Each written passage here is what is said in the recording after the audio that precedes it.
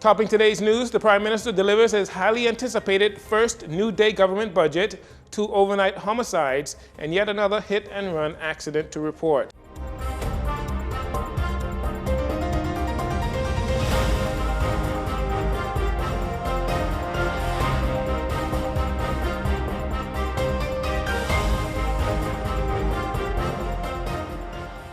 Good evening, folks. I'm Jarino Saunders. This is your JCN Evening News. Thanks for joining us.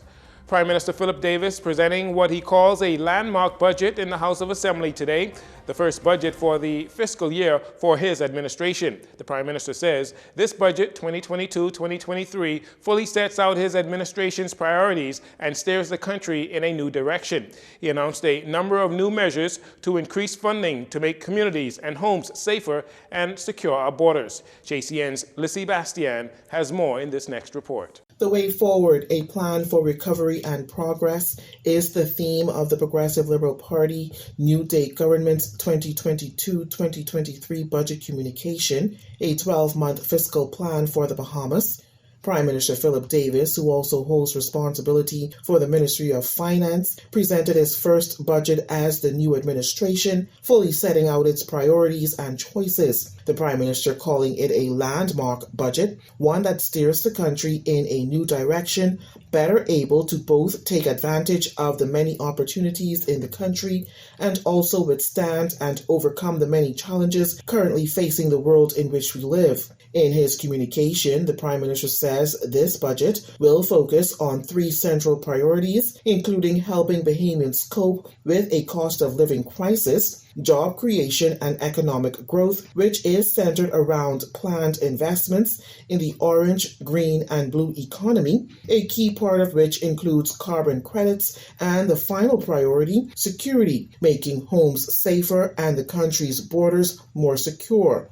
Now, Prime Minister Davis notes that his government was elected on a mandate to tackle the economic crisis and change the Bahamas for the better, and a 10-point plan to recover, rebuild, and ultimately revolutionize the economy, and this is all in their blueprint for change. The Prime Minister notes that what was articulated in the speech from the throne, priorities that they are aiming to fulfill in the first 5-year term, has already seen some goals achieved since coming to office 8 months ago, including legislation enacted to allow the Bahamas to monetize its natural resources in the form of carbon credits. The Merchant Shipping Bill has also been enacted and is already leading to improvements in the sector, improved relations with international partners, and a fully crafted trade policy and strategy to increase trade opportunities. Improved pension support for senior citizens, enhanced access to housing with the construction of new homes here in New Providence,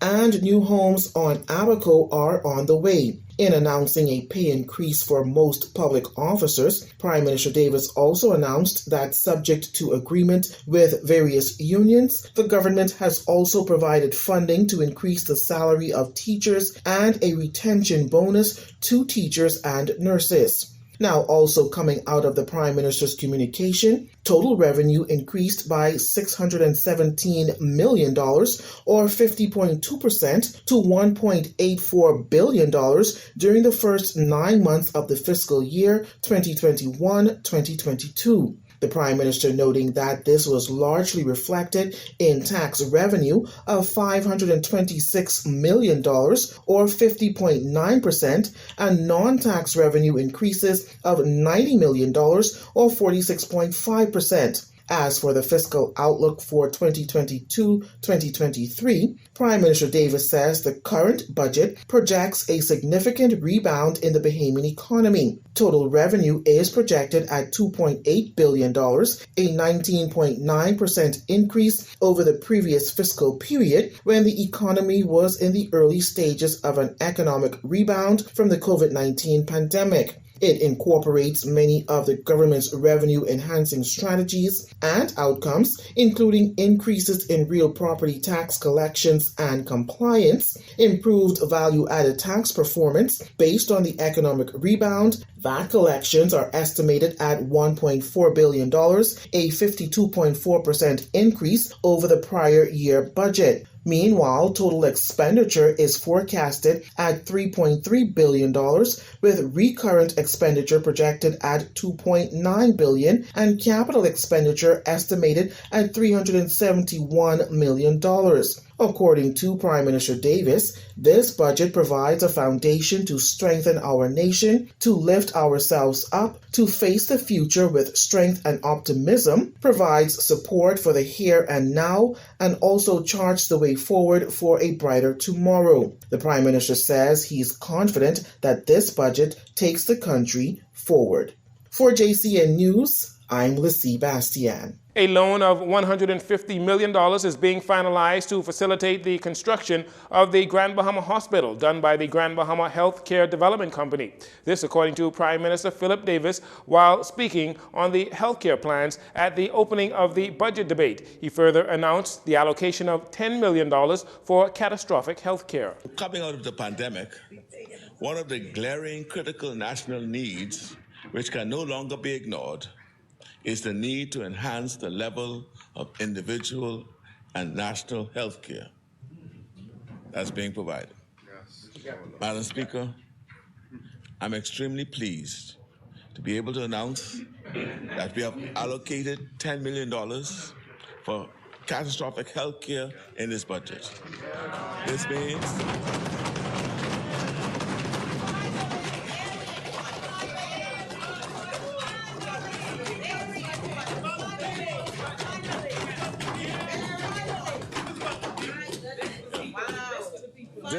This means that, Madam Speaker, for the first time, the government can provide meaningful assistance to long-term dialysis patients, heart patients,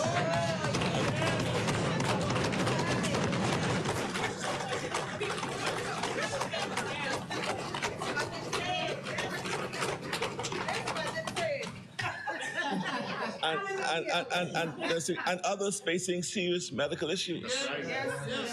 Davis also revealed nurses and doctors were paid what they were owed up to the current year, reminding Bahamians of the contributions of the PLP government since coming into office, such as free COVID testing, the distribution of masks free, and increasing the number of doctors and nurses in hospital. We ended the emergency orders, and the economy sprang back to life.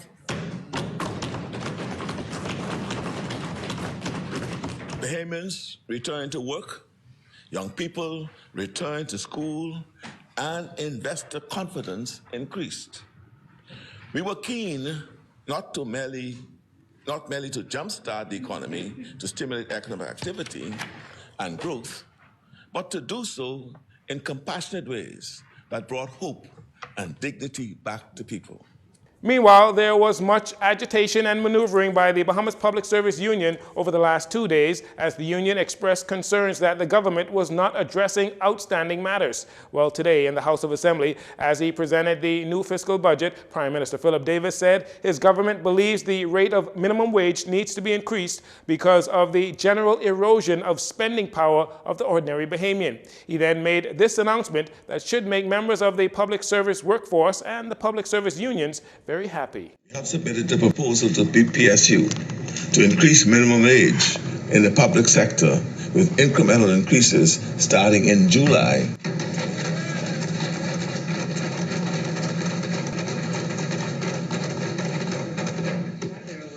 We have also engaged union leadership on the issue of a contributory pension plan. Contrary to popular belief, Madam Speaker, a significant portion of the public service workforce has no pension. That's right. This is simply untenable, and we hope that our partners in the labor movement share our view and seek to correct this anomaly within this fiscal year.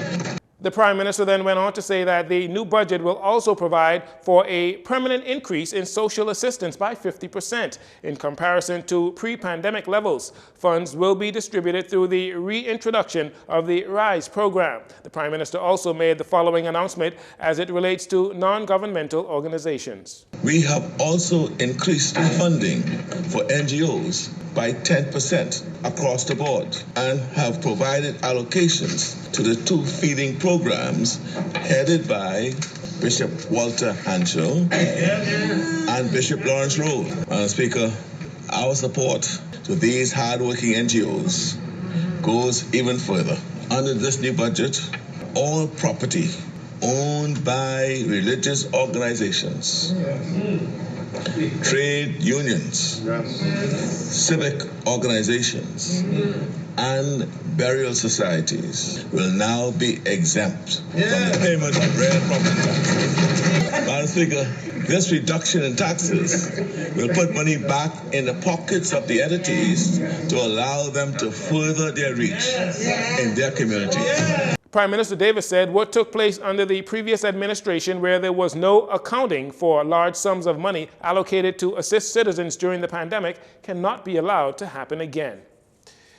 We know that the cost of electricity has stifled the growth of many businesses, both small and large, and for some owners and renters, high electricity costs absorbs funds that can be used for savings, investments, maintenance, or even travel. In this next report, we hear how potential new forms of energy production can bring relief. During the presentation of the 2022-2023 budget, Prime Minister Philip Davis acknowledged the current increase in trend in oil prices and the impact it is having on the daily lives of Bahamian citizens, and that it is troubling.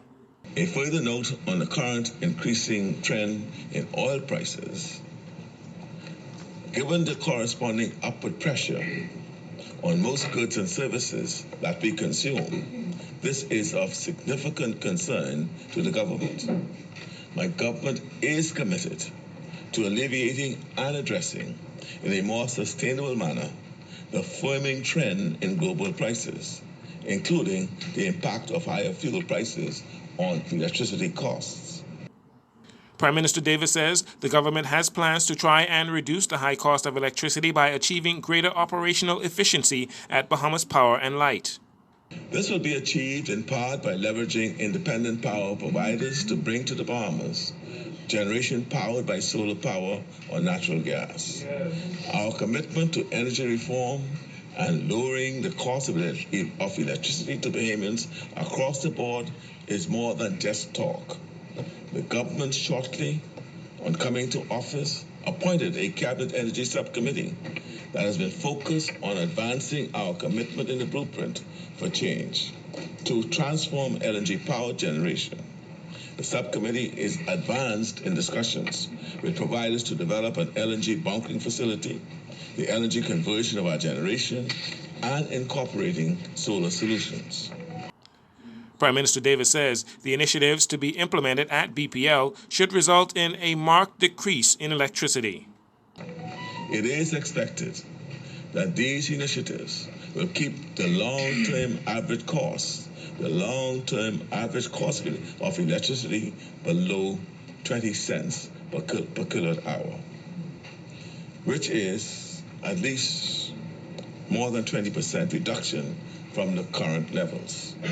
We look to have a definitive agreed framework this fiscal year to announce to the Bahamian people. Mr. Davis says he will speak more substantively to the measures the government will use to try and offset the cost of high oil prices. He also said the Minister of Public Works and Utilities, Alfred Sears, will elaborate on plans at BPL to ensure greater operational efficiency. Following the presentation of the Davis administration's 2022-2023 budget, opposition leader Michael Pintard did not mince words in voicing his gripes with what he feels the New Day government has overlooked or ignored in their revenue and expenditure report. Our Austin Fernando was at the House of Assembly for the budget presentation and files this report. Well, it's budget day here in the country, and that means that the Davis administration has presented their first official fiscal communication to the House of Assembly. The 2022-2023 budget presented by the Prime Minister himself under the theme, The Way Forward, a Plan for Recovery and Progress, outlined the government's fiscal plan for the year ahead and highlights key areas this administration feels are vital for the revitalization of our post-COVID, post-Dorian economy. Well, not everyone thought that the budget was as concise as it needed to be. Opposition leader Michael Pintard, for one, says that the New Day government's report fails to address key issues like the cost of living, employment, and national security. There were several concerns that we had as we listened, and we listened looking at several priorities we thought the government would address in a very pointed way. One of those priorities was the cost of living. It is at crisis level now, and we fully expected that the Prime Minister would have outlined a series of actions to address that issue. Secondly, there is a need for job creation, given the fact that we have just come through a pandemic preceded by Dorian, and even prior to that, we had sluggish growth in the economy. We fully expect that emerging out of COVID, the government would have had a growth budget, one that stimulate employment generation. Mr. Pintard goes on to say that the Progressive Liberal Party had overpromised upon taking office, and now their budget reflects their, quote, inability to deliver, particularly in areas that matter most. The Progressive Liberal Party came to office promising a new day. Unfortunately, once again, we have another demonstration of the fact that the government is in large measure out of touch with the tremendous hurt and pain that many Bahamians are experiencing. And when given an opportunity to address it in terms of the priority of spending, we do not believe it fully reflects their understanding. We believe in part this is due to a Prime Minister that, while quite busy, is inattentive to many of the details required for him to flesh out a growth budget and a plan of action to address unemployment and the serious level of crime and a healthcare system that is tremendously challenged. Though the opposition leader was heavily critical of the government's alleged failings, he did note that overall the budget had some apparent bright sides. However, he likened them to candy, sweet and pleasant at first, but a gaping cavity later on. Pintard says he believes the government's proposed plan would force them to borrow heavily and ultimately increase expenditure by nearly $1 billion. We believe that the government ought to have a realistic discussion with the Bahamian people about the challenges that we are facing as a country, and then lay out a plan that is designed to face each of these challenges. For example, we know that we have a substantial problem with national insurance. Multiple actuarial studies have indicated that we are at risk of the national insurance funds being depleted if concrete actions are not taken. This matter was not addressed by the government in the budget. We also know that there is a significant problem at BPL, where it is having difficulty meeting its ongoing commitments, which have implications with respect to potential blackouts during the summer, increased cost of electricity for consumers. And so the question is, why would the budget, which propose that it will address some of the most significant issues, energy being one of them, why did it not address in any measurable way how BPL would be dealt with? In his closing remarks, Pintard offers his thoughts on what he feels the government should do moving forward. Reporting for JCN News, I'm Austin Fernando. Thanks, Austin. We'll take a break here, and we'll be right back after these commercials.